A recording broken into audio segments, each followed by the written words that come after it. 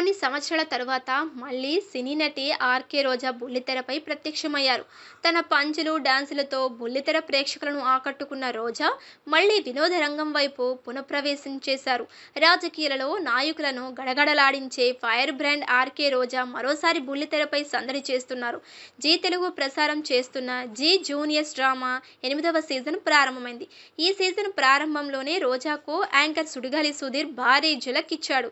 Show జరుగుతున్న సమయంలో అకస్మాత్తుగా రోజాను సుధీర్ ఆంటీ అని అనేశాడు. ఆంటీ అన్న తరువాత సుధీర్ నాలుక కరుచుకున్నారు. జీ జూనియర్స్ డ్రామా 8వ సీజన్ ప్రోమోలు వరుసగా విడుదల చేశారు. జూనియర్స్ డ్రామాలకు జడ్జిలుగా దర్శకులు అనిల్ కుమార్ రావిపూడి, ఆర్కే రోజా వ్యవహరిస్తున్నారు. యాంకర్ లాస్య కూడా మెరిశారు. మొత్తం 5 టీంలు ఈ షోలో పాల్గొంటున్నాయి.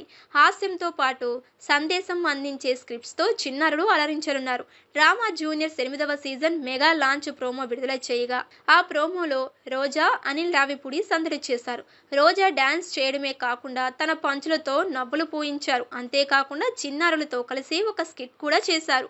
చిన్నారులు చేస్తున్న స్కిట్కు జడ్జిగా రోజా అభిప్రాయం తెలుపుతుండగా సుడిగాలి సుధీర్ ఆంటీ అనేశాడు.